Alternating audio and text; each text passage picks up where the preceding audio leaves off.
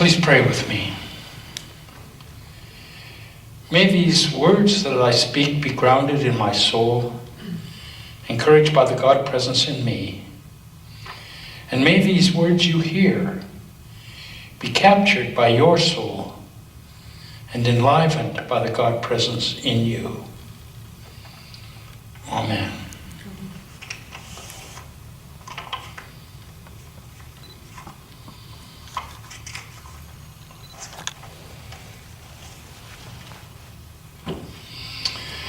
A few weeks back, when I first looked at this scripture reading, which is the gospel lectionary lesson for today, the gospel lesson and the lectionary for today, I thought, no, there's nothing in here for a Canada Day theme. But the reading set in the back of my mind for a few days, and every once in a while came up in my thinking, and as it did, I began to realize this was exactly the reading for this Canada Day.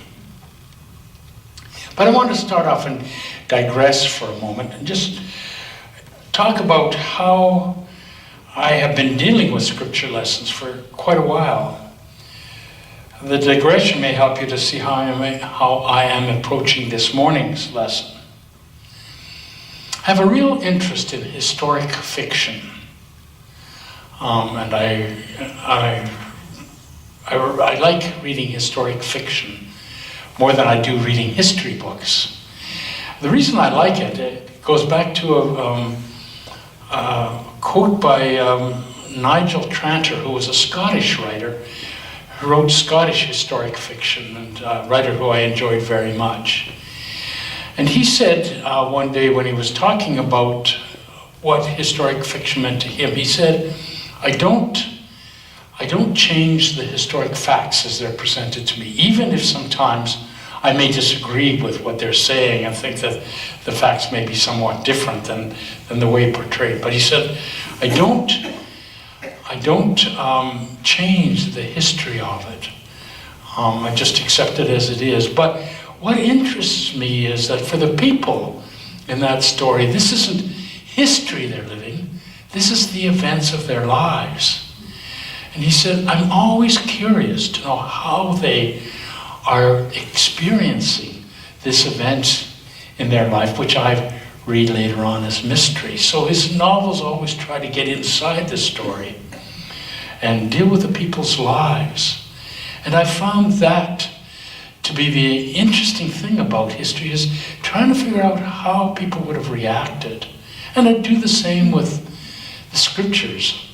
And I'm going to do that with today's scriptures. Look at it and say, what are people thinking? What would I be thinking if I was there?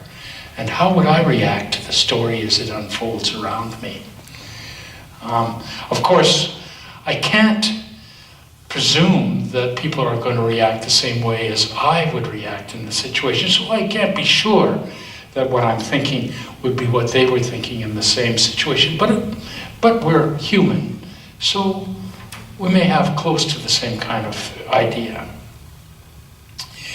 So I look at the scripture this morning and I say, where am I in the story? In Bible commentaries, this is always a very famous story about two healings, especially the healing of the woman who's hemorrhaging. That's one of the great stories of Jesus's healing ministry. But I'm not either of the people who is being healed in this story. That's not where I identify. As I look at the story, I think I am one of the disciples who's trying to keep the crowds under some kind of control. That's kind of where my personality fits. And in the midst of all of this, Jesus says, who touched me? What do you mean, who touched you? Everybody's touching you. We have no space and this crowd is getting out of control. We got big problems here. Bigger problems than who touched you. If I had been there, I think I wouldn't even have noticed the woman forcing her way through the crowd to touch the hem of Jesus' garment. I don't think the disciples did either. The big picture was taking up their attention, and they weren't aware of the little stories that were happening in the midst of that big picture. But Jesus intuited that there was somebody there in need. The story says that he felt the power leaving him. That's how Mark described what has happened. Maybe that's even how Jesus would have described what's happened. But as I think about it, I think we've all probably sensed from time to time when in the midst of a big crowd, somebody appears to be in need of something or in trouble. Our attention is drawn to somebody who seems to not be fitting into the crowd, and we're wondering what's happening to them and what we could do to help them. Some people are good at sensing when in a big crowd there's somebody there who needs some help. Some people are good at intuiting where somebody is really needing to have some care and some tenderness.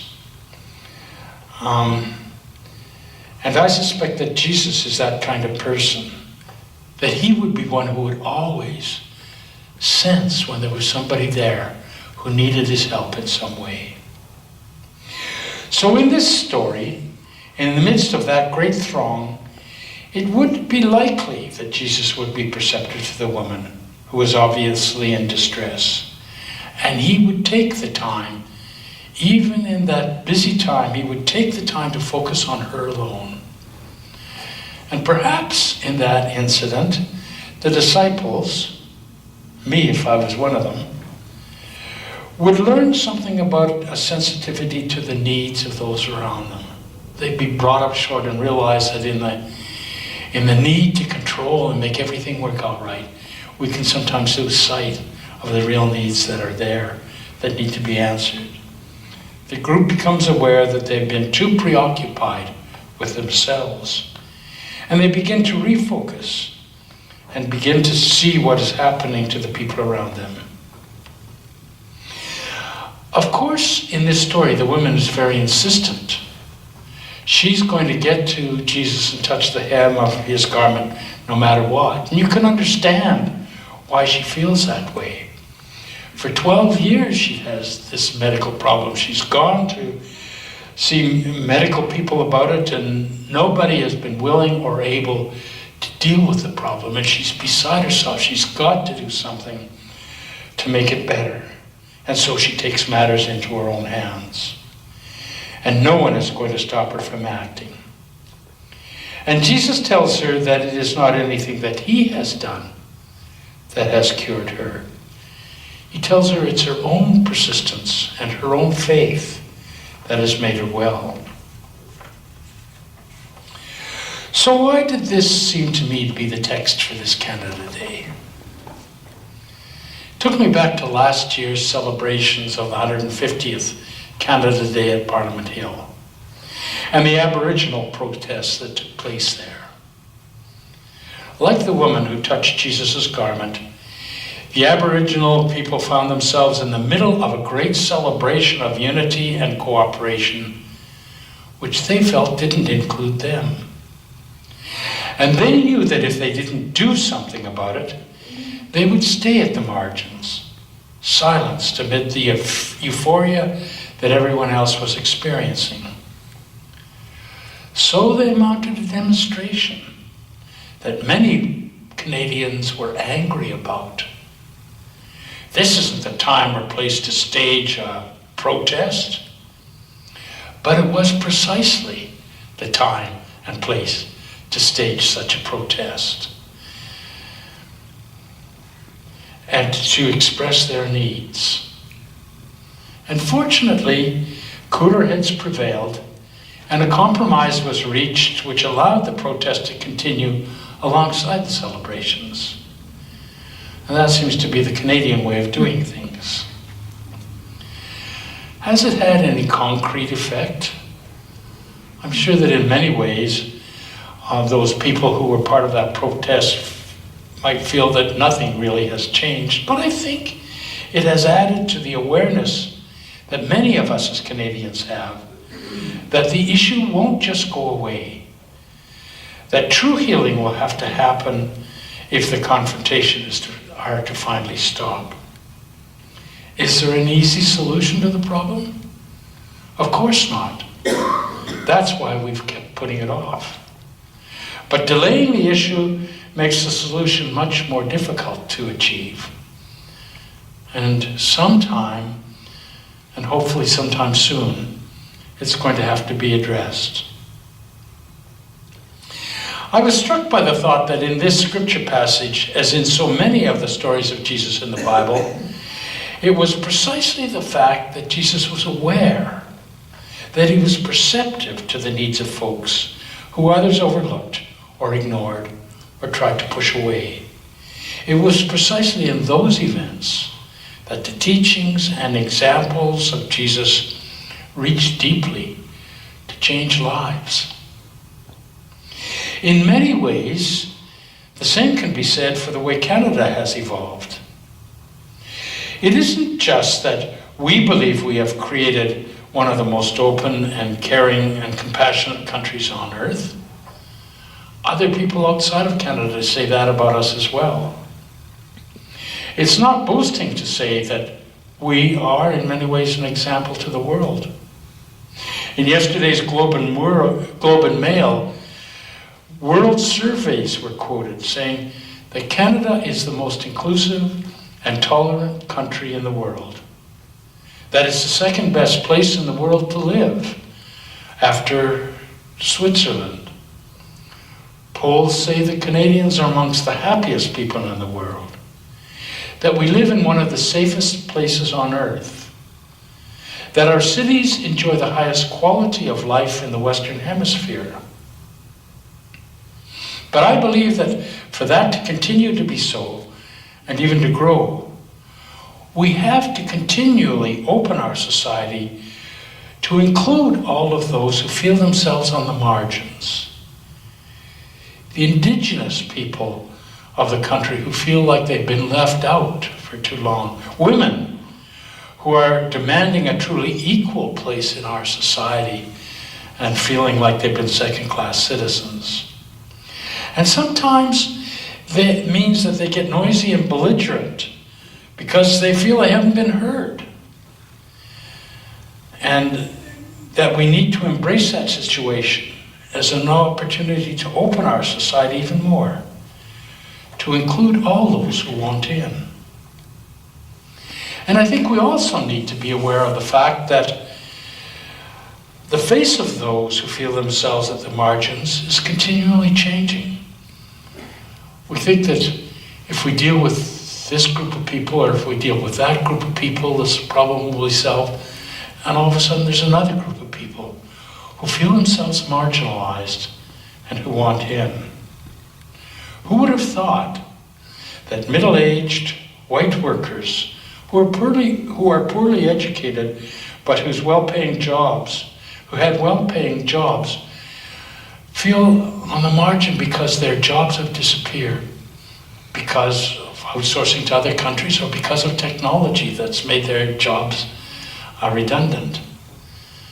And many of them are old enough that they're not going to be able to find a job as good as it was, or they're not going to be able to find a job at all.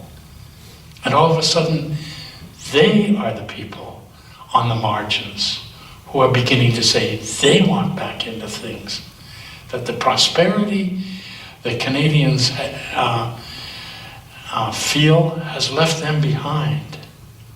Who would have thought that people like that had become so quickly the marginalized group are clamoring to get back in? Continuing to be an open and compassionate country isn't easy, especially in a world where so many are moving to exactly the opposite understanding and idea, closing and protecting themselves. That is why I think that for us as Christians, this morning's scripture is important. It doesn't give us rules about how we're supposed to act and what we're supposed to do. How could rules drawn up by a first century church apply to Canada today.